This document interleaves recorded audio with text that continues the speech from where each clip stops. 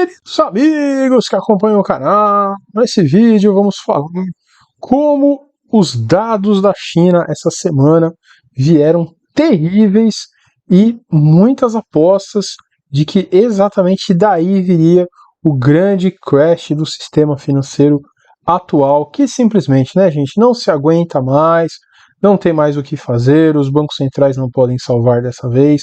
Então vamos direto ao ponto, começando a falar sobre a questão do Alibaba, que é impressionante. Executivos do Alibaba são chamados pelas autoridades da China enquanto investigam roubo de dados históricos.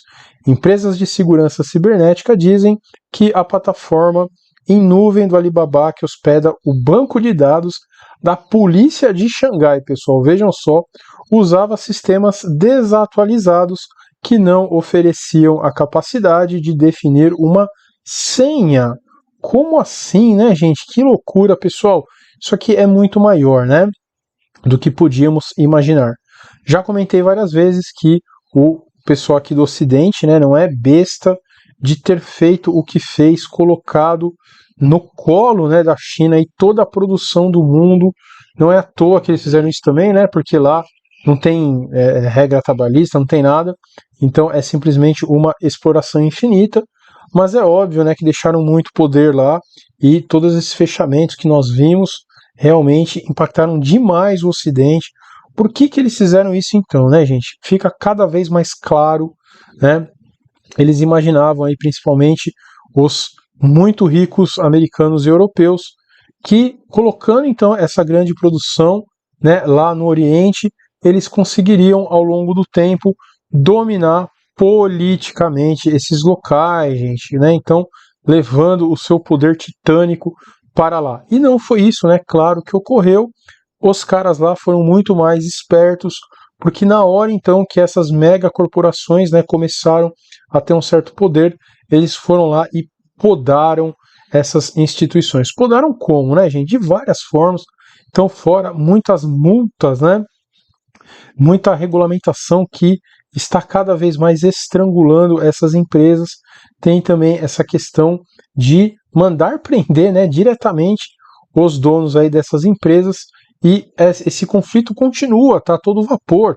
Então os caras foram lá e disponibilizaram para o mundo os dados, então, né, muitos dados aí, realmente uma quantidade enorme de dados da população chinesa para o mundo explorar, tá certo? Então esse conflito, gente, ainda está em andamento. É claro, né, que um dos grandes motivos para o declínio do Oriente é essa questão aí, tá certo? E fora, né, a questão política, então, a questão econômica, financeira está simplesmente implacável. Déficit orçamentário da China aumenta 600% à medida que aquele fechamento que eles fizeram, né, gente, corta a receita, uma loucura, mas já falamos também várias vezes aqui, foi a forma, né, deles fazer o que o Ocidente está começando a fazer, o famoso tightening, tá certo? Você apertar a economia, você parar de gerar tanto dinheiro, porque realmente isso estava trazendo uma inflação insana. Eles fizeram da forma deles, né, como eles sempre fazem, uma forma, digamos, não convencional, né, para não falar nada de errado aí e ter o videozinho desmonetizado, né? Então eles fizeram isso de uma forma não convencional, gente. Eles inventaram esse monte de fechamento, foram aí, né, extremamente elogiados pelas autoridades brasileiras, mídia, e no final se mostrou uma tragédia. Olhem o tamanho, o que nós estamos falando. O déficit financeiro chegou a 5,1 trilhões de yuans apenas, gente, em janeiro e junho. Caramba, mas o core, né, do problema do bichinho já passou, e mesmo assim eles estão gastando tanto assim. Calma que não para por aí. Olhem o tamanho dos déficits, então, não apenas de 2022, né? 2020 e 2021 foram maiores ainda. Que coisa terrível. Mostramos nos outros vídeos, né, gente, como o próprio Brasil aí foi extremamente afetado por isso. Muito me impressiona ainda que tenhamos gerado aí 600 bilhões de reais e nada aconteceu. Eu fico realmente, né, meio pasmo com isso, mas enfim, né? Vejam como que os caras estão lá, né? Como que eles conseguem, na verdade, né, pessoal, estar de pé com tanta informação absurda. Outros destaques do lançamento aí, rendimentos de imposto sobre escritura, que são pagos quando o imóvel é comprado ou vendido, caíram 28%. Pessoal, 28% de queda, né, num setor aí que vale mais do que qualquer outro setor do mundo. Que isso?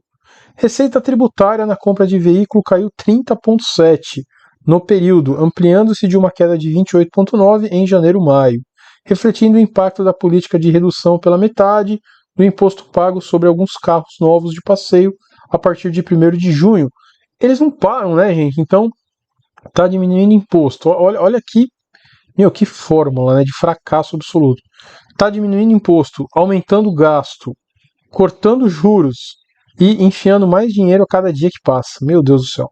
Receitas de impostos sobre o rendimento das pessoas coletivas individuais aumentaram 3,2% e 8,7%. Despesas de transferência de direitos de uso de terras estatais, uma parte das quais são investidas em infraestrutura, caíram 6,4%. Gente, 6,4%, olha aí, né? Já é 3,08 trilhões de yuans. Que loucura. Meu Deus, e esses são os financiadores da economia mundial, tá bom, pessoal? Crise imobiliária, claro, né? O maior problema de todos, a crise imobiliária está crescendo com o boicote de compradores de casas. Compradores de casas pulando pagamentos de hipotecas em projeto paralisado. Ação de banco cai em meio à preocupação de que empréstimos azedados subirão. Azedados foi boa, né?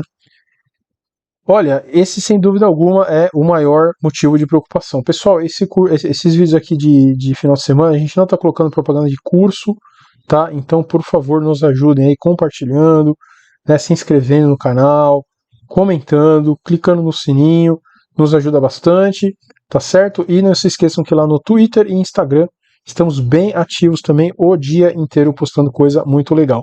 Então, gente, sem dúvida sim, a maior preocupação de todas, né, é a questão imobiliária, que realmente essa notícia aqui é incrível.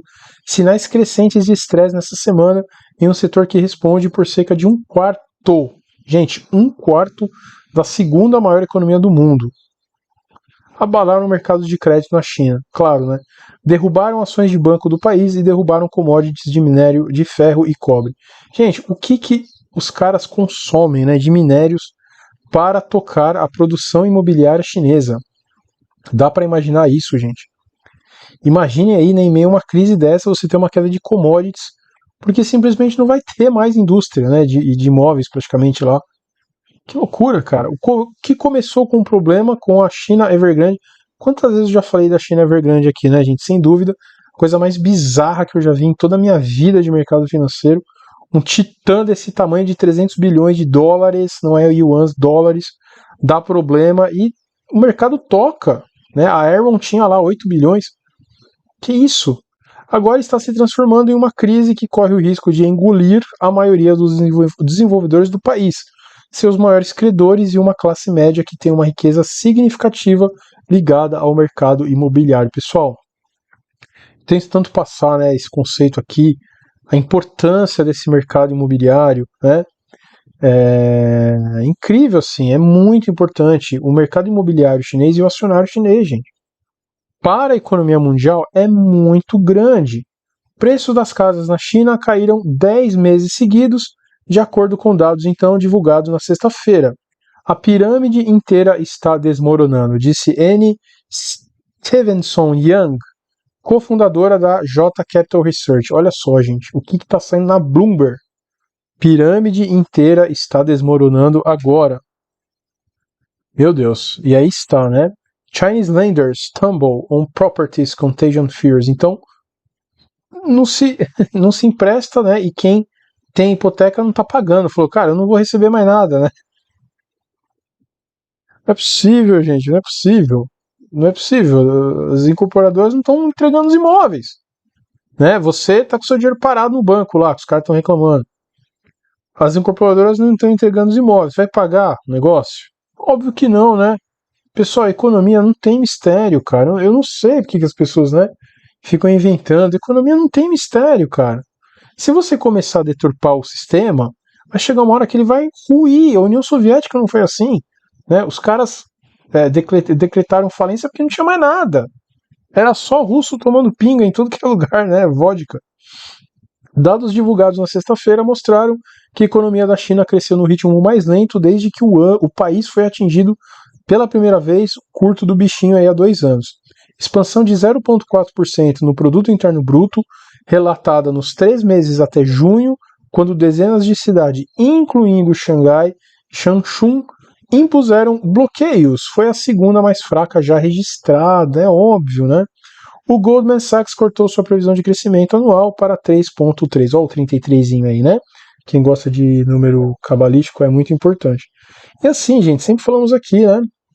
Os dados são muito adulterados, cara, muito adulterados. Não é pouco, né? Pouco é no Brasil, nos Estados Unidos, na Europa. Lá é muito adulterado, gente. Quem que acha, né? Sério, que tudo fechado, a política lá do bichinho zero, tudo fechado, as pessoas não saem, não produzem e ainda tem aumento de 0,4? Não é possível, né? Então, tá tendo problema já de liquidez. Imóveis travados, ações caindo. E ainda teve aumento. Eu não sei qual é o milagre, pessoal, de verdade, viu? E saindo na Bloomberg, eles não. A própria Bloomberg, né? Não questiona, claro, que também se questionar isso aí ia causar um pânico absurdo. Como que pode uma nação crescer, mesmo que seja pouco, numa economia dessa? Não entendo, cara.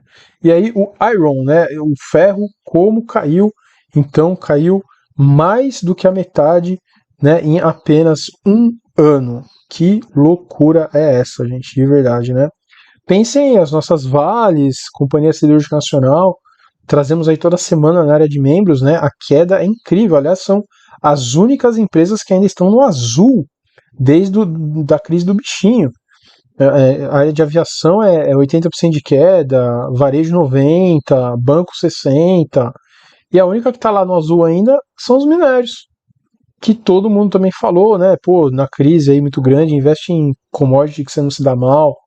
Ah, gente, parece que dá mal sim, hein? O que, pessoal? Numa recessão muito grande, claro que as commodities caem também.